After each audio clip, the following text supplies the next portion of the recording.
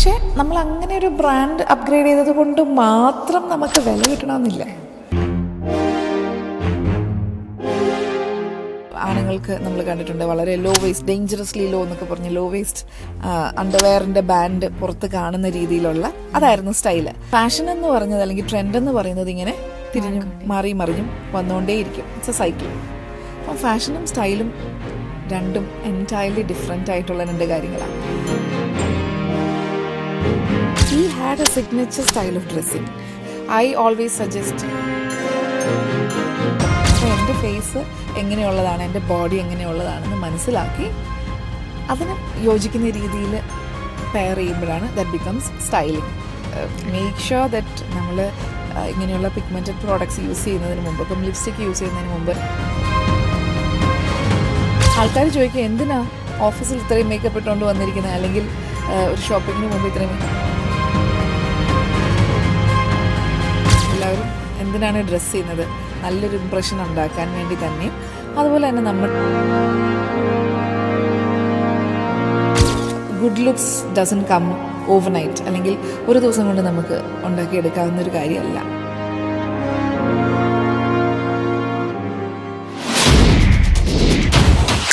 മലയാള ഇൻഡസ്ട്രിയിലുള്ള ആർക്കെങ്കിലും ഇങ്ങനെ ഇന്നൊരു ബ്രാൻഡിന് അഡിക്റ്റ് ആയിട്ടുള്ള ഏതെങ്കിലും താരങ്ങളുണ്ട്? ഇപ്പോൾ ഡ്രസ്സിങ്ങിൻ്റെ കാര്യമാണെങ്കിലും കോസ്മെറ്റിക്സിൻ്റെ കാര്യമാണെങ്കിലും ആക്സസറിയുടെ കാര്യമാണെങ്കിലും ഇന്നൊരു ബ്രാൻഡിന് അഡിക്റ്റ് ആയിട്ടുള്ള താരങ്ങളുണ്ടോ? സ്റ്റാർസ് ഇപ്പോഴത്തെ യങ്സ്റ്റേഴ്സ് കൂടുതലും പല പല ബ്രാൻഡുകളാണ് യൂസ് ചെയ്യുന്നത്. അവർ because they are expose to it. പണ്ടാണ് ഇത്രയും നമുക്ക് എക്സ്പോഷർ ഉണ്ടായിരുന്നില്ല. നമ്മുടെ ആക്ടേഴ്സ് ഒരു 80s ആണെങ്കിൽ മാക്സിമം അവർക്ക് ഒരു ദുബായാണ് ഷോപ്പിങ്ങിന് വേണ്ടിയിട്ട് പോകുന്ന ഒരു സ്ഥലമെന്ന് പറയുന്നത് ദുബായാണ്. അപ്പം അതുപോലെ തന്നെ ഇത്രയധികം ഇൻ്റർനെറ്റൊന്നും ഇല്ലല്ലോ, ഇത്രയധികം ഡിസൈനർ ബ്രാൻഡ്സിനെ കുറിച്ചൊന്നുമുള്ള അവയർനെസ് ആർക്കും തന്നെ ഇല്ല. പക്ഷേ ഇന്നത്തെ കാലത്ത് അങ്ങനെയല്ല. ഇന്നിപ്പം ഇൻ്റർനെറ്റ് ഉണ്ട്, സോഷ്യൽ മീഡിയ ഉണ്ട്. We know each and every minute detail about ഓരോന്നിൻ്റെയും പ്രത്യേകതകൾ എന്താണ്, അതിൻ്റെ കോസ്റ്റ് എത്ര വരും, ഇതൊന്നും അറിയാൻ നമ്മളൊരു ഷോപ്പിൽ പോലും പോകണ്ട, ഷോറൂമിൽ പോലും പോയി അന്വേഷിക്കേണ്ട. And we have a lot of brands ഇപ്പം ഇന്ത്യയിലും കേരളത്തിലാണെങ്കിലും കുറച്ചൊക്കെ വന്നു കഴിഞ്ഞു. അപ്പം അതുകൊണ്ട് എക്സ്പോഷറുണ്ട്. അതുപോലെ തന്നെ പണ്ടത്തെക്കാളും അധികം ട്രാവൽ ചെയ്യുന്നുണ്ട് ഇന്നത്തെ സെലിബ്രിറ്റീസ്. വെസ്റ്റേൺ കൺട്രീസിലേക്ക് ഒത്തിരി ട്രാവൽ ചെയ്യുന്നുണ്ട്. അപ്പോൾ അവർക്ക് പല ബ്രാൻഡുകളും ഫെമിലറൈസ് ചെയ്യാനായിട്ട് ഒരു ഓപ്പർച്യൂണിറ്റി കിട്ടുന്നുണ്ട്. അപ്പോൾ അതുകൊണ്ട് ഏതെങ്കിലും ഒരു പർട്ടിക്കുലർ ബ്രാൻഡിനോട് അവർക്ക് അഡിക്ഷൻ ഉണ്ടെന്ന് എനിക്ക് തോന്നുന്നില്ല. ബട്ട് ഇത് എല്ലാ സെലിബ്രിറ്റീസിനെന്നല്ല, ഓൺട്രപ്രനേഴ്സിനായാലും പ്രൊഫഷണൽസിനായാലും ഒക്കെ വരുന്ന ഒരു ടെൻഡൻസിയാണ്. Once they start making good amount of money, അവർ പെട്ടെന്നൊന്ന് ബ്രാൻഡ്സും ഇതൊക്കെ ഒന്ന് അപ്ഗ്രേഡ് ചെയ്യും. പെട്ടെന്ന് കാശ് വരുമ്പോൾ അതിനനുസരിച്ച് ബ്രാൻഡ് തീർച്ചയായിട്ടും. പക്ഷേ നമ്മൾ അങ്ങനെ ഒരു ബ്രാൻഡ് അപ്ഗ്രേഡ് ചെയ്തത് കൊണ്ട് മാത്രം നമുക്ക് വില കിട്ടണമെന്നില്ല. അതിനനുസരിച്ച് നമ്മളുടെ പെരുമാറ്റവും നമ്മുടെ പേഴ്സണാലിറ്റിയും കൂടെ നമ്മൾ അപ്ഗ്രേഡ് ചെയ്യണം. അവിടെയാണ് ഒരു ഇമേജ് കൺസൾട്ടന്റിന് ഹെൽപ്പ് ചെയ്യാൻ. സമൂഹത്തിൽ നമുക്കൊരു നല്ലൊരു ഇമേജ് ഉണ്ടാവണമെന്നുണ്ടെങ്കിൽ ബോഡി ലാംഗ്വേജോ കമ്മ്യൂണിക്കേഷനോ ഡ്രസ്സിങ് സ്റ്റൈലിലോ കൂടുതലും എനിക്ക് തോന്നുന്നു നമ്മുടെ ഉള്ളിൽ നിന്ന് വരേണ്ട ഒരു ഇത് തന്നെയായിരിക്കും നമുക്ക് ഒരു ഗുഡ് ഇമേജ് ഉണ്ടാക്കുന്നത്. തീർച്ചയായിട്ടും അതെ. നമ്മൾ എത്ര എക്സ്പെൻസീവ് ബ്രാൻഡുകൾ യൂസ് ചെയ്താലും ഇന്റർനാഷണൽ ബ്രാൻഡ്സ് ഒക്കെ ഇട്ടിട്ട് നമ്മൾ സംസാരിക്കുമ്പോൾ ഭയങ്കര സബ്സ്റ്റാൻഡേർഡ് ആയിട്ടാണ് നമ്മളുടെ സംസാരം, അല്ലെങ്കിൽ പെരുമാറ്റം, അല്ലെങ്കിൽ ഏതെങ്കിലും ഒരു സിറ്റുവേഷനോട് നമ്മൾ റിയാക്ട് ചെയ്യുന്നത്. ഇതിലൊക്കെയാണ് നമ്മളൊരു സ്റ്റോറി കേട്ടിട്ടില്ലേ, ഒരാൾ ഒരു കപ്പ് സോസറിനകത്ത് ചായ കുടിച്ചിട്ട് അതിൻ്റെ മട്ടായിരുന്നു ഉണ്ടായിരുന്നത്. അയാൾ നടന്നു പോകുമ്പോഴേക്കും സംബടി കേമൻ ഹിറ്റും അറിയാതെ ഒന്ന് തട്ടി, അപ്പോഴേക്കും ഇയാളുടെ കയ്യിലുണ്ടായിരുന്ന ചായയുടെ മട്ട താഴേക്ക് പോയി. അപ്പം ഈ തട്ടിയ ആൾ വന്നിട്ട് സോറി പറഞ്ഞു, സോറി ഞാൻ കാരണമാണല്ലോ ഇത് സംഭവിച്ചത്, ചായയുടെ ഇത് ചായ നിങ്ങളുടെ കയ്യിലുള്ള ചായ താഴെ വീണത്. അപ്പോൾ മറ്റേ വ്യക്തി പറയുന്നത് ഇല്ല, ഇതിനകത്ത് ചായയുടെ മട്ടായിരുന്നത് കൊണ്ടാണ് അത് താഴെ വീണത്, ഇതിൻ്റെ ഉള്ളിൽ തേനായിരുന്നെങ്കിൽ ആ തേനായിരിക്കും താഴെ വീഴുന്നത്. സോ ഇറ്റ് ഡിപ്പെൻഡ്സ് ഓൺ നമുക്കൊരു തട്ട് കിട്ടുമ്പോൾ, അതായത് അഡ്വേഴ്സ് ആയിട്ടുള്ള സിറ്റുവേഷൻസ് വരുമ്പോൾ അപ്പോഴാണ് നമ്മളുടെ ട്രൂ കളർ പുറത്തേക്ക് വരുന്നത്. അപ്പം അപ്പോഴും നമ്മൾ സൊഫിസ്റ്റിക്കേറ്റഡ് ആയിട്ടിരിക്കാൻ വേണ്ടി, അല്ലെങ്കിൽ നമ്മൾ അപ്പോഴും കമ്പോസ്ഡ് ആയിട്ടിരിക്കാൻ വേണ്ടി നമ്മൾ തന്നെ പ്രാക്ടീസ് ചെയ്യണം. അത് നമ്മുടെ ഉള്ളിൽ നിന്ന് വരുന്നതാണ്. അപ്പം ആ ഉള്ളും കൂടെ ഒന്ന് അപ്ഗ്രേഡ് ചെയ്യുക. അതാണ് നമ്മുടെ വ്യക്തിത്വത്തെ അപ്ഗ്രേഡ് ചെയ്യുക. ഔട്ട്ഫിറ്റ്സും സ്റ്റൈൽസും മാത്രമല്ല, നമ്മുടെ പേഴ്സണാലിറ്റിയും കൂടെ അപ്ഗ്രേഡ് ചെയ്യണം. പിന്നെ സെലിബ്രിറ്റീസിൻ്റെ കാര്യം പറയുമ്പോൾ മമ്മൂട്ടിയുടെ ഒരു ഫോട്ടോ ഇപ്പോൾ സോഷ്യൽ മീഡിയയിൽ ഇട്ട് കഴിഞ്ഞാൽ അതിന് ഭയങ്കര റീച്ച് ആയിരിക്കും. പുള്ളിയുടെ ഒരു ഡ്രസ്സിങ് സ്റ്റൈല് ഫോളോ അപ്പ് ചെയ്യാൻ ആഗ്രഹിക്കുന്ന കുറേ ആൾക്കാരുണ്ട്. അത്രയും ഏജ്ഡ് ആയിട്ടുള്ള ഒരാൾക്ക് നിന്നും ആ ഒരു ഡ്രസ്സിങ് സ്റ്റൈൽ, മമ്മൂട്ടിയുടെ ഒരു ഡ്രസ്സിങ് സ്റ്റൈലിനെ പറ്റിയിട്ട് എന്താണ് പറയാനുള്ളത്? He has always had A very good sense of dressing. അതിൽ കോൺഷ്യസ് ആയിരുന്നു. പണ്ട് മുതലേ നോക്കിക്കഴിഞ്ഞാൽ നമ്മളുടെ താരങ്ങളെ ആരെ എടുത്ത് നോക്കിയാലും അത് ഒരു 80s ആണല്ലോ ഇവരൊക്കെ താരങ്ങളായി, മമ്മൂട്ടി മോഹൻലാലും ഒക്കെ താരങ്ങളായി വന്ന ആ ഒരു കാലഘട്ടം എന്ന് പറയുന്നത് 80s ആ സമയത്ത് മുതലേ he had A signature style of dressing. എപ്പോഴും കുറച്ച് മറ്റുള്ളവരിൽ നിന്ന് വ്യത്യസ്തമായിരുന്നു. പുള്ളിയുടെ സൺഗ്ലാസസിൻ്റെ കളക്ഷനും അതുപോലെ തന്നെ ഗാഡ്ജറ്റ്സിനോടും അങ്ങനെയൊക്കെയുള്ള താല്പര്യങ്ങൾ നമുക്ക് പലയിടത്തുനിന്നും വായിച്ചും കേട്ടും കണ്ടും അറിയാവുന്ന കാര്യമാണ്. ആൻഡ് എപ്പോൾ കണ്ടാലും ഹീ ഈസ് വെൽ ഗ്രൂംഡ്. ഇപ്പോഴാണ് പിന്നെയും കുറച്ചും കൂടെ ഒരു കാഷ്വൽ സ്റ്റൈലിൽ. ഇപ്പം ഞാൻ ഇന്ന് രാവിലെ ഒരു എയർപോർട്ട് ലുക്ക് കണ്ടായിരുന്നു. വളരെ കാഷ്വൽ ആയിട്ടുള്ളൊരു ഔട്ട്ഫിറ്റിലാണ് മമ്മൂട്ടി.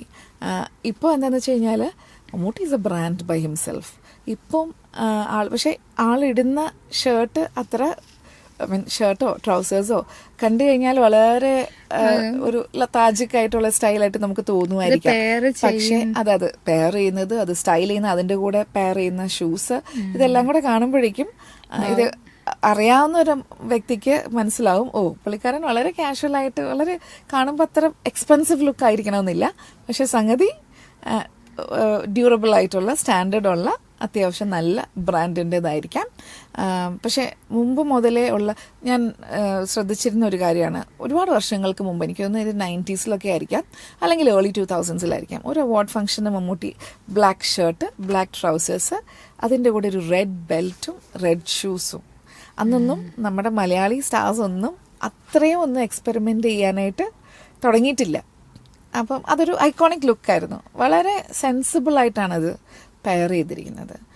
ഇപ്പോൾ ഒരുപാട് പേര് അതിനെ, ഇപ്പം ഇപ്പോഴത്തെ പുതിയ ആക്ടേഴ്സ് ആണെങ്കിലും ഒത്തിരി പേര്, ഈവൻ ലേഡി ആക്ടേഴ്സ് ആണെങ്കിലും നല്ല ഡ്രസ് സെൻസും സ്റ്റൈൽ സെൻസും ഉള്ള ഒരുപാട് കുട്ടികളുണ്ട്. പണ്ടൊന്നും അത്ര ഇല്ലായിരുന്നു. അത് ഈ പറഞ്ഞ പോലെ എക്സ്പോഷറിൻ്റെ ഒരു ഡിഫറൻസ് ആണ്. അതുപോലെ തന്നെ ഇപ്പോൾ സോഷ്യൽ മീഡിയയിലെ ട്രെൻഡ് ഫോളോ ചെയ്യുന്നതാണോ നല്ലത്, നമുക്ക് തന്നെ ഒരു ട്രെൻഡ് ഉണ്ടാക്കി എടുക്കുന്നതാണോ നല്ലത്? കൂടുതൽ ആൾക്കാരും സോഷ്യൽ മീഡിയയിൽ നമുക്ക് ഇഷ്ടപ്പെട്ട ആക്ടേഴ്സിൻ്റെ അല്ലെങ്കിൽ ഇൻഫ്ലുവൻസേഴ്സിൻ്റെ അവർ ചെയ്യുന്ന കാര്യങ്ങൾ ഫോളോ അപ്പ് ചെയ്യുന്നതായിരിക്കും കൂടുതൽ നമ്മൾ കാണുന്നത്.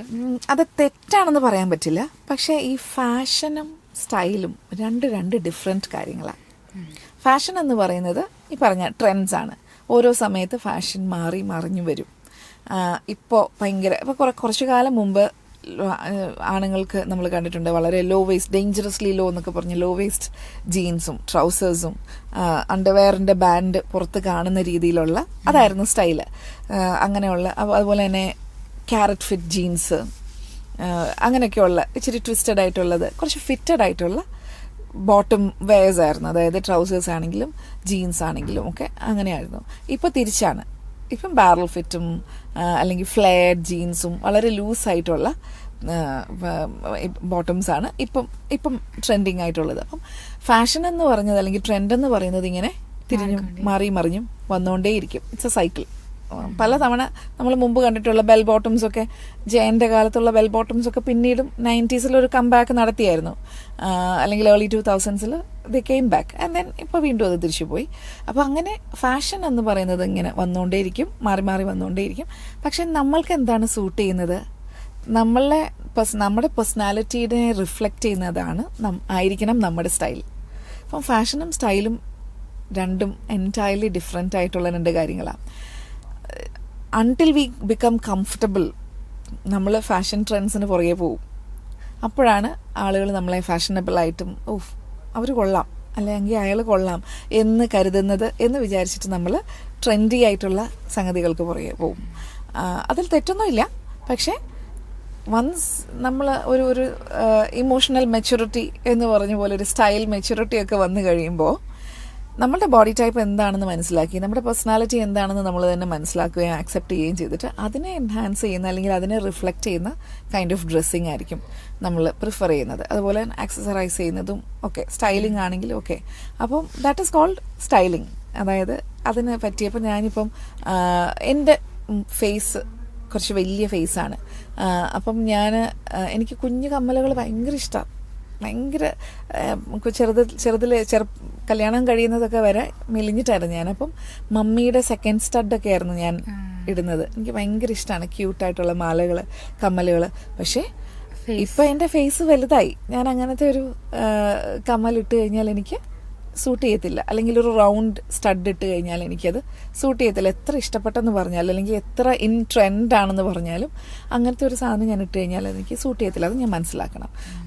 എൻ്റെ ഫേസിനെ ഇലോങ്ങേറ്റ് ചെയ്യാനായിട്ട് രീതിയിൽ. അതുപോലെ തന്നെ റൗണ്ട് ഗ്ലാസ്സസ് വെച്ച് കഴിഞ്ഞാൽ എൻ്റെ ഫേസ് ഒന്നും കൂടെ റൗണ്ടിഷ് ആയിട്ടിരിക്കും. വട്ടമുഖമാണ് എനിക്ക്, ചബി ഫേസ് ആണ്, അതൊന്നും കൂടെ റൗണ്ട് ആയിട്ടിരിക്കും. നമ്മുടെ ഹാരി പോട്ടറിന്റെ കണ്ണാടിയൊക്കെ ഇല്ലേ, അതുപോലത്തെ ഫ്രെയിമൊക്കെ വെച്ച് കഴിഞ്ഞാൽ it will not suit my face. അത് മനസ്സിലാക്കി എൻ്റെ ഫേസിന് ഒരു ആംഗിൾസ്, ഡയമെൻഷൻസ് കൊടുക്കുന്ന രീതിയിലുള്ള കണ്ണാടിയും അതുപോലെയുള്ള ഇയറിങ്സും നമ്മുടെ ഫേസിനോട് ചേർന്ന് വരുന്നത് അത് നമ്മൾ മനസ്സിലാക്കണം. എന്നിട്ട് നമുക്കിപ്പം ഞാൻ കൂടുതൽ ഉപയോഗിക്കുന്നത് ഹൂപ്സാണ്, റിങ്സ് ആണ്. അതെന്തിനാന്ന് വെച്ചാൽ ഫേസ് ലോങ്ങേറ്റ് ചെയ്ത് കാണിക്കാനായിട്ട്. അപ്പോൾ അതെന്തിനാ, അപ്പോൾ എൻ്റെ ഫേസ് എങ്ങനെയുള്ളതാണ്, എൻ്റെ ബോഡി എങ്ങനെയുള്ളതാണെന്ന് മനസ്സിലാക്കി അതിന് യോജിക്കുന്ന രീതിയിൽ പെയർ ചെയ്യുമ്പോഴാണ് ദാറ്റ് ബിക്കംസ് സ്റ്റൈലിംഗ്. അപ്പം ട്രെൻഡ്സ് ഫോളോ ചെയ്യുന്നതിന് കുഴപ്പമൊന്നുമില്ല. But I would suggest that you should have ഒരു 10 to 15% trendy pieces in your wardrobe. അല്ലെങ്കിൽ മാക്സിമം ഒരു 20% ആണ് ട്രെൻഡി ആയിട്ടുള്ള പീസസ്. ബിക്കോസ് അത് പെട്ടെന്ന് പോവും. ഒരു വർഷമൊക്കെ നിങ്ങൾക്ക് അത് യൂസ് ചെയ്യാൻ പറ്റുള്ളൂ. അപ്പോൾ ഒരു 20% ട്രെൻഡി ഔട്ട്ഫിറ്റ്സ് നമ്മൾ, അല്ലെങ്കിൽ ട്രെൻഡി ആയിട്ടുള്ള ഷൂസ്. ഇപ്പം ഒനിറ്റ്സുക ഷൂസ് എല്ലാവരും ഇടുന്നുണ്ട്. യെല്ലോയിൽ ബ്ലാക്ക് ഇതുള്ളതും റെഡിൽ യെസ്. അപ്പോൾ ഒനിറ്റ്സുക ഭയങ്കര ട്രെൻഡിങ് ആണ്. പക്ഷേ may be a year or two from now നമ്മൾ നോക്കിക്കഴിഞ്ഞാൽ ഒനിറ്റ്സുക ആയിരിക്കത്തില്ല. ഇതുപോലെ ട്രെൻഡിൽ വരുന്ന വേറെ ഏതെങ്കിലും ഒരു ബ്രാൻഡ് ഉണ്ടായിരിക്കും, വേറെ ഏതെങ്കിലും ഒരു സ്റ്റൈൽ ഉണ്ടായിരിക്കും. അപ്പോൾ നമ്മൾ ഇതിനു വേണ്ടി ഒരുപാട് പൈസ ഇൻവെസ്റ്റ് ചെയ്ത് കഴിഞ്ഞ് കഴിഞ്ഞാൽ ചിലപ്പോൾ നമ്മൾ 2 വർഷത്തിന് ശേഷം ഇതിടുമ്പോഴത്തേക്കിന് കുറച്ച് ഔട്ട്ഡേറ്റഡ് ആയിട്ട് തോന്നിക്കും. അപ്പം ക്ലാസിക് സാധനങ്ങൾ നമ്മൾ ക്വാളിറ്റിയിൽ, നല്ല ക്വാളിറ്റിയിൽ ഒരു 80% അങ്ങനെയുള്ള സാധനങ്ങളായിരിക്കണം. നമുക്ക് ട്രെൻഡി ആയിട്ട് നടക്കാൻ താല്പര്യമുള്ളവരാണ്. അപ്പം അത് കുറച്ചും കൂടെ അത്രയും എക്സ്പെൻസീവ് അല്ലാത്ത സാധനങ്ങൾ. ഇപ്പം നമ്മൾ സൂട്ടൊക്കെ അതിൻ്റെ ക്വാളിറ്റിയാണ് വാട്ട് മാറ്റേഴ്സ്. അതിനൊക്കെ നമ്മൾ ഇൻവെസ്റ്റ് ചെയ്യുക തന്നെ വേണം. നല്ല ക്വാളിറ്റി തന്നെ, നല്ല മെറ്റീരിയൽ ആയിരിക്കണം, നല്ല സ്റ്റിച്ചിങ് ആയിരിക്കണം. അതൊക്കെ കുറച്ച് എക്സ്പെൻസീവ് ആയിട്ടുള്ളത് നമുക്ക് വാർഡ്രോബിൽ വേണം. പക്ഷേ ഈ ട്രെൻഡി സാധനങ്ങളുണ്ടല്ലോ, ഫാഷൻ മാറുന്ന ട്രെൻഡ്സ്, അതിൽ നമ്മൾ ഇൻവെസ്റ്റ് ചെയ്യുമ്പോൾ എപ്പോഴും ഒരുപാട് എക്സ്പെൻസീവ് ആയിട്ടുള്ളത് വാങ്ങിക്കാതിരിക്കുന്നതായിരിക്കും നല്ലത്. കുറച്ചുകൂടെ ഒരു സ്മാർട്ട് ഡിസിഷൻ. ബ്രാൻഡ് ഇത് മാറുന്നതനുസരിച്ച്, സ്റ്റൈല് മാറുന്നതനുസരിച്ച് നമുക്ക് മാറ്റാനുള്ളതാണ്. അപ്പം maybe will wear it for maximum ഒരു 1 or 2 years. ഈ 2 വർഷത്തിനുള്ളിൽ നമ്മൾ ആകെ കൂടെ 5-6 പ്രാവശ്യമായിരിക്കും അത് ചിലപ്പം വെയർ ചെയ്യുന്നുണ്ടാവുക. അപ്പം ഈ നമുക്ക് അഫോർഡബിൾ റേറ്റിൽ നല്ല ബ്രാൻഡിന്റെ മേക്കപ്പ് പ്രൊഡക്ട്സ് ഏതൊക്കെയാണ്? ഇപ്പോൾ ഫ്ലിക്ക കോസ്മെറ്റിക്സ് ഇറക്കുന്നുണ്ട് അഫോർഡബിൾ ആയിട്ടുള്ള ഇതിൽ. ഒരുപാട് ഇപ്പം മെയ്ബ്ലിൻ, ഫിറ്റ്മി ഒക്കെ. പക്ഷേ കോസ്മെറ്റിക്സ് ആണ്, എല്ലാത്തിനും സൈഡ് എഫക്ട്സ് ഉണ്ടാവും തീർച്ചയായിട്ടും, അത് മനസ്സിലാക്കി. പക്ഷേ ഈ പറഞ്ഞ മേക്കപ്പ് പ്രോഡക്ട്സ് യൂസ് ചെയ്യുമ്പോഴും നമ്മൾ അതിനെ എങ്ങനെ റിമൂവ് ചെയ്യുന്നു, അത് കഴിഞ്ഞിട്ട് നമ്മൾ എങ്ങനെ സ്കിൻ കെയർ കൊടുക്കുന്നു, അതിലൊക്കെയാണ് കാര്യം. But there are a lot of, ഇപ്പം ലോറിയൽ, ഇത് മെയ്ബിലീൻ, ഇപ്പോൾ ഫ്ലിക്ക വരുന്നുണ്ട്, ഒരുപാട് ഇതുണ്ട്. പിന്നെ കുറച്ചും കൂടെ ഹയർ റേഞ്ചിൽ വരുന്ന നമ്മുടെ മാക്കിൻ്റെ ഉണ്ട്, അല്ലെങ്കിൽ നാസ്, ഇതൊക്കെ കുറച്ചും കൂടെ, എസ്റ്റി ലോഡർ ഒക്കെ കുറച്ചും കൂടെ ഹയർ റേഞ്ചാണ്. ആൻഡ് യു ക്യാൻ, നിങ്ങൾക്ക് നമ്മൾക്ക് ഏതാണോ നമ്മുടെ പോക്കറ്റിന് ഇണങ്ങുന്നത്, പോക്കറ്റ് ഫ്രണ്ട്ലി ആയിട്ടുള്ളത്, അതിനനുസരിച്ച് വാങ്ങിക്കാം. പക്ഷേ മേക്ക് ഷുവർ ദറ്റ് നമ്മൾ ഇങ്ങനെയുള്ള പിഗ്മെന്റഡ് പ്രോഡക്ട്സ് യൂസ് ചെയ്യുന്നതിന് മുമ്പ്, ഇപ്പം ലിപ്സ്റ്റിക് യൂസ് ചെയ്യുന്നതിന് മുമ്പ് എപ്പോഴും നമ്മളൊരു ലിപ് ബാം ഇടുക. അതൊരു പ്രൊട്ടക്ഷനാണ്. യെസ്, അതൊരു പ്രൊട്ടക്ഷനാണ്. ഒരു തിൻ കോട്ടിങ് നമ്മുടെ ലിപ്പിന് കൊടുക്കുമ്പോൾ നല്ലൊരു ബ്രാൻഡിൻ്റെ ലിപ് ബാം ആയിരിക്കണം. അതുപോലെ തന്നെ ലിപ്സ്റ്റിക് ആണെങ്കിലും ആവശ്യം കഴിഞ്ഞ് കഴിഞ്ഞാൽ അത് പ്രോപ്പർലി റിമൂവ് ചെയ്യണം. വെറുതെ ഒരു ഫേസ് വാഷ് സോപ്പിട്ടോ കഴുകിയാൽ പോരാ, അത് നന്നായിട്ട് തന്നെ അത് റിമൂവ് ചെയ്യണം. അതുപോലെ തന്നെ മേക്കപ്പ് ആണെങ്കിലും മേക്കപ്പ് യൂസ് ചെയ്യുന്നതിന് മുമ്പ് ഒരു മോയ്സ്ചറൈസറും സൺസ്ക്രീനും പറ്റിയാലൊരു പ്രൈമറും കൂടെ യൂസ് ചെയ്യുന്നത് എന്തുകൊണ്ടും ഐഡിയൽ ആയിരിക്കും. അതിൻ്റെ മേളിലേക്ക് അപ്പോൾ അതൊരു ബാരിയർ തീർക്കുവാണ് നമ്മുടെ സ്കിന്നിന്. അതിൻ്റെ മുകളിലോട്ട് നമ്മൾ പിഗ്മെൻറ്റഡ് ആയിട്ടോ കളേർഡ് ആയിട്ടുള്ള കോസ്മെറ്റിക്സ് യൂസ് ചെയ്താലും ഡാമേജിനെ കുറയ്ക്കും. ലോങ് റണ്ണിൽ എന്തായാലും കുറച്ചൊക്കെ ഡാമേജ് വരും, പക്ഷേ അത് സ്ലോ ഡൗൺ ചെയ്യാനായിട്ട് ഹെൽപ്പ് ചെയ്യും. ഓക്കെ, ഒരു 5 മിനിറ്റിൽ നമുക്ക് ക്ലാസ്സി ലുക്ക് കിട്ടാൻ എന്ത് ചെയ്യണം? ഞാൻ നേരത്തെ പറഞ്ഞില്ലേ 7 സെക്കൻഡ്സിനുള്ളിലാണ് നമ്മളെക്കുറിച്ച് ഉള്ള ഫസ്റ്റ് ഇംപ്രഷൻ വരുന്നത്. ഈ 7 സെക്കൻഡ്സിനുള്ളിൽ നമുക്കൊന്നും ചെയ്യാൻ പറ്റില്ല. പക്ഷേ ഇതിൻ്റെ പ്രിപ്പറേഷൻ സ്റ്റാർട്ട്സ് വെരി ഏർലി എന്ന് പറഞ്ഞുകൊണ്ടാണ്. ഈ 5 മിനിറ്റിൽ നമുക്കൊരു ക്ലാസ്സി ലുക്ക് കൊണ്ടുവരണമെന്നുണ്ടെങ്കിൽ നമ്മുടെ ഗ്രൂമിങ് പ്രോപ്പർ ആയിരിക്കണം. 5 മിനിറ്റിനുള്ളിൽ നമുക്ക് നെയിൽ പോളിഷ് ഇട്ട് ഉണക്കി ഒന്നും ചെയ്യാൻ പറ്റത്തില്ല. പക്ഷേ നമ്മളുടെ കൈയും കാലുമൊക്കെ നമ്മൾ എപ്പോഴും നീറ്റായിട്ടാണ് വെക്കുന്നതെന്നുണ്ടെങ്കിൽ അതേക്കുറിച്ച് നമ്മൾ ബോദർ ചെയ്യേണ്ട ആവശ്യമില്ല. അതുപോലെ തന്നെ ഹെയർ അതൊക്കെ നല്ല ക്ലീൻ ആയിട്ടാണ് വെക്കുന്നതെന്നുണ്ടെങ്കിൽ ആ പ്രിപ്പറേഷനാണ് എപ്പോഴും നമ്മൾ റെഗുലറായിട്ട് ചെയ്യുന്ന ഗ്രൂമിങ്. ദാറ്റ് ഈസ് വാട്ട് ആ ഒരു ക്ലാസ്സി ആയിട്ട് നമ്മളെ വെക്കാൻ ഹെൽപ്പ് ചെയ്യുന്ന ഏറ്റവും വലിയ ഘടകം അതാണ്. ആൻഡ് ഡ്രസ്സിങ് ആണെങ്കിലും സിമ്പിളായിട്ട് നമുക്ക് ഇണങ്ങുന്ന നമ്മുടെ സ്കിൻ ടോണിന് ഇണങ്ങുന്ന കളേഴ്സ് ചൂസ് ചെയ്ത് ആൻഡ് ഒക്കേഷൻ അനുസരിച്ച് ഓഫീസിലേക്കാണോ പോകുന്നത്, അല്ലെങ്കിൽ ഒരു ഫ്രണ്ട്സുമായിട്ട് ഔട്ടിങ്ങിനാണോ പോകുന്നത്, ഒരു മൂവി വാച്ച് ചെയ്യാനാണോ പോകുന്നത്, പാർട്ടിക്കാണോ പോകുന്നത്, ഇത് മനസ്സിലാക്കിയിട്ട് ആയിരിക്കണം. ട്രാവലിങ്ങിലാണോ നമ്മൾ ഇത് ചെയ്യുന്നത്. അപ്പോൾ കംഫർട്ടബിൾ ആയിട്ടുള്ള ഒക്കേഷന് അനുയോജ്യമായിട്ടുള്ള ഔട്ട്ഫിറ്റ്സ് വാഷ്ഡ് ആയിരിക്കണം, വെൽ അയൺഡ് ആയിരിക്കണം, പ്രോപ്പറായിട്ട് നീറ്റായിട്ട് വെച്ചിരിക്കുന്ന ഔട്ട്ഫിറ്റ്സ്. അത് തന്നെ നമുക്കൊരു ക്ലാസ്സി ലുക്ക് തരും. അതുപോലെ തന്നെ മിനിമൽ മേക്കപ്പ്, അതും നമ്മുടെ ഫേസിന് സൂട്ട് ചെയ്യുന്നതായിരിക്കണം. ഷെയ്ഡ്സ് ചൂസ് ചെയ്യുന്നത് റൈറ്റ് ഷെയ്ഡായിരിക്കണം. അതൊക്കെ നമ്മൾ നേരത്തെ തന്നെ ചൂസ് ചെയ്ത് വെക്കണം. അതല്ലാതെ ഇപ്പം ഈ 5 മിനിറ്റിൽ നമുക്ക് ഓടിപ്പോയി ചൂസ് ചെയ്യാൻ പറ്റില്ല. സോ അതുകൊണ്ട് നമ്മൾ ഫൗണ്ടേഷൻ ചൂസ് ചെയ്യുമ്പോഴും ലിപ്സ്റ്റിക്കിൻ്റെ കളർ ചൂസ് ചെയ്യുമ്പോഴും അല്ലെങ്കിൽ ഐ മേക്കപ്പ് ചൂസ് ചെയ്യുമ്പോഴും ഐ ഓൾവേസ് സജസ്റ്റ് നമുക്ക് ഒരു ഒക്കേഷന് പോകാൻ നേരത്ത് നമ്മൾ പുതിയ മേക്കപ്പ്സ് ഒന്നും ട്രൈ ചെയ്യരുത്. ഇത് നിങ്ങൾ നേരത്തെ തന്നെ ട്രൈ ചെയ്ത് ചുമ്മാ ഒക്കെ പുറത്ത് പോകുമ്പോഴോ അല്ലെങ്കിൽ ഒരു ഓഫീസിൽ പോകുമ്പോഴോ അല്ലെങ്കിൽ ചെറിയ ഷോപ്പിങ്ങിനൊക്കെ പോകുമ്പോൾ അതൊന്ന് ട്രൈ ചെയ്യുക. ആൾക്കാർ ചോദിക്കുക എന്തിനാ ഓഫീസിൽ ഇത്രയും മേക്കപ്പ് ഇട്ടുകൊണ്ട് വന്നിരിക്കുന്നത്, അല്ലെങ്കിൽ ഒരു ഷോപ്പിങ്ങിന് പോകുമ്പോൾ ഇത്രയും അത് നമ്മുടെ പ്രാക്ടീസാണ്. അത് നമ്മുടെ പ്രാക്ടീസ് ഇടേണ്ട ആവശ്യമുണ്ടോ എന്ന് ചിലപ്പോൾ ചോദിക്കുമായിരിക്കും. പക്ഷേ അങ്ങനെയുള്ള അവസരങ്ങളിൽ ഇതൊക്കെ ഇട്ട് നമ്മൾ എക്സ്പേർട്ടായി കഴിഞ്ഞിട്ടുണ്ടെങ്കിൽ നമുക്കൊരു ഫങ്ഷന് ഒരു വെഡ്ഡിങ്ങിന് പോകുമ്പോൾ അല്ലെങ്കിൽ ഒരു ഇവൻറ്റിന് പോകുമ്പം നമുക്ക് പെർഫെക്റ്റ് ആയിട്ട് ചെയ്യാൻ സാധിക്കും. അപ്പം 5 മിനിറ്റിൽ ക്ലാസ്സി ആയിട്ട് ഇത് ചെയ്യാൻ പറ്റുന്ന സംഗതികൾ ഇതൊക്കെ തന്നെയാണ്. മെയിൻലി നമ്മുടെ നീറ്റ് ആൻഡ് ക്ലീൻ ക്ലോത്ത്സ് ആയിരിക്കുക, നമ്മൾ വെൽ ഗ്രൂംഡ് ആയിട്ടിരിക്കുക, ഫേസിന് ഇണങ്ങുന്ന നമ്മുടെ സ്കിന്നിന് ഇണങ്ങുന്ന ടൈപ്പ് മേക്കപ്പ് ആയിരിക്കണം ഇടുന്നത്, ഒക്കേഷന് അനുയോജ്യമായിട്ടുള്ള ഔട്ട്ഫിറ്റ്സ് ആയിരിക്കണം, അതിന് മാച്ച് ചെയ്യുന്ന ആക്സസറീസ് ആയിരിക്കണം. ഇത്രയും കാര്യങ്ങൾ ശ്രദ്ധിച്ചാൽ നമുക്ക് പെട്ടെന്ന് തന്നെ ഒരു ക്ലാസ്സി അത് ഫോളോ അപ്പ് ചെയ്ത് വരുന്ന കാര്യങ്ങൾ തീർച്ചയായിട്ടും ഗ്രൂമിങ്ങിലാണ് എവറിത്തിങ്. നമ്മളിപ്പോൾ ഒരു റിയാലിറ്റി ഷോയിൽ ഒരാൾ പാട്ട് പാടുകയാണ്, അവിടെ വന്നിട്ടാണ് അവർ ആ പാട്ട് പഠിക്കുന്നത്, അല്ലെങ്കിൽ അവിടെ പക്ക പ്രാക്ടീസ് ഉള്ള ആളുകളുടെ പെർഫോമൻസ് കാണുമ്പോൾ നമുക്കറിയാം.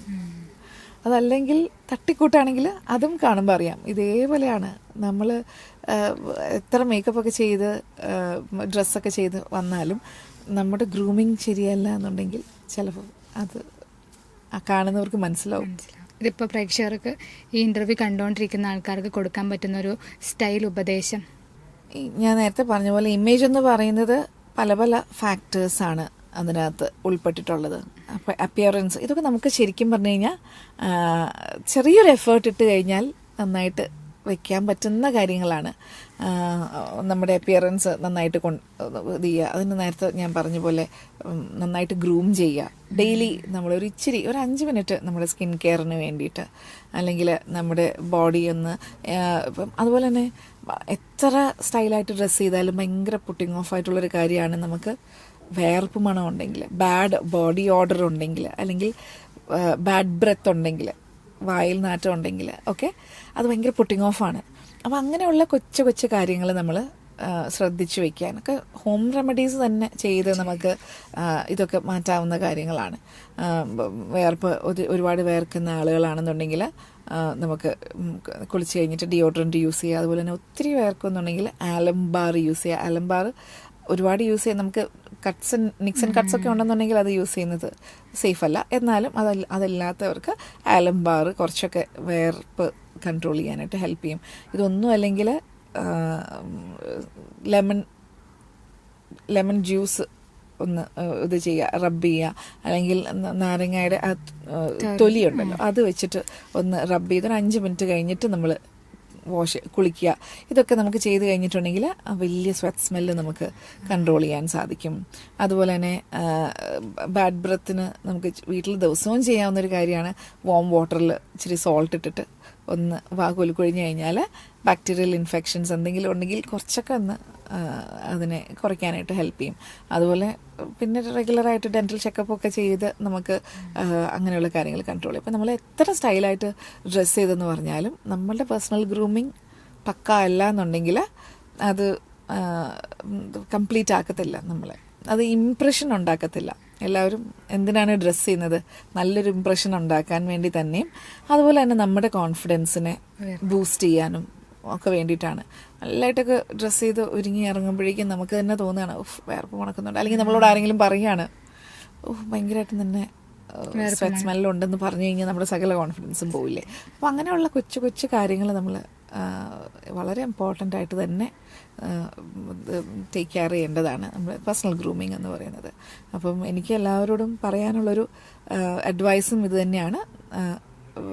Good looks doesn't come overnight, അല്ലെങ്കിൽ ഒരു ദിവസം കൊണ്ട് നമുക്ക് ഉണ്ടാക്കിയെടുക്കാവുന്നൊരു കാര്യമല്ല നല്ല ലുക്സ് എന്ന് പറയുന്നത്. നമ്മളിപ്പം മമ്മൂട്ടിയുടെയൊക്കെ എക്സാമ്പിൾസ് പറഞ്ഞു.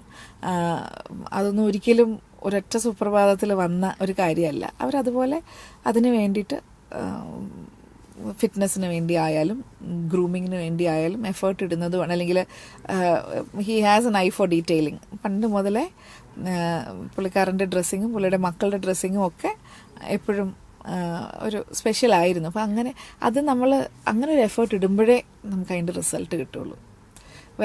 നമ്മൾ ഏതെങ്കിലും സെലിബ്രിറ്റീസിനെ ബ്ലൈൻഡായിട്ട് കോപ്പി ചെയ്തതുകൊണ്ട് നമുക്ക് അവരുടെ പോലത്തെ സ്റ്റൈൽ വരാനായിട്ട് സാധിക്കില്ല. അപ്പം സെലിബ്രിറ്റീസിനെ കോപ്പി ചെയ്യാം, അല്ലെങ്കിൽ ഇൻഫ്ലുവൻസേഴ്സിനെ നോക്കാം, ഇൻസ്റ്റഗ്രാമിലും സോഷ്യൽ മീഡിയയിലും ഒക്കെ നോക്കിയിട്ട് നമുക്ക് ഡ്രസ്സ് ചെയ്യാം. പക്ഷെ നമ്മൾ എന്താ ചെയ്യണമെന്ന് വെച്ച് കഴിഞ്ഞാൽ നമ്മുടെ സിമിലർ ആയിട്ടുള്ള ബോഡി ടൈപ്പുള്ള ആളുകളെ നോക്കി വെക്കുക. അവരുടെ സ്റ്റൈലിംഗ് എങ്ങനെയുണ്ട് എന്ന് നമുക്ക് ഇഷ്ടപ്പെടുന്ന ഒരു സ്റ്റൈലാണെന്നുണ്ടെങ്കിൽ അതുപോലെ നമുക്ക് സ്റ്റൈൽ ചെയ്യാം. അതല്ലാതെ കൊണ്ട് എൻ്റെ ഒരു ഫിഗറിന് ഇപ്പം ഞാനിപ്പം വളരെ ദീപിക പദുക്കോണിൻ്റെ പോലത്തെ ഒരു ഫിഗറുള്ള ഒരാളുടെ സ്റ്റൈൽ ഞാൻ കോപ്പി ചെയ്യാൻ ശ്രമിച്ചു കഴിഞ്ഞാൽ ഒരു പക്ഷേ എനിക്കത് സൂട്ട് ചെയ്യണം എന്നില്ല. അപ്പം നമ്മളുടെ പോലത്തെ ഒരു ബോഡി ടൈപ്പും പേഴ്സണാലിറ്റിയും ഉള്ളവരുടെ സ്റ്റൈൽസ് നമുക്ക് വേണമെങ്കിൽ കോപ്പി ചെയ്യാവുന്നതാണ്. അപ്പം ഒരുപാട് താങ്ക്സ് മാം.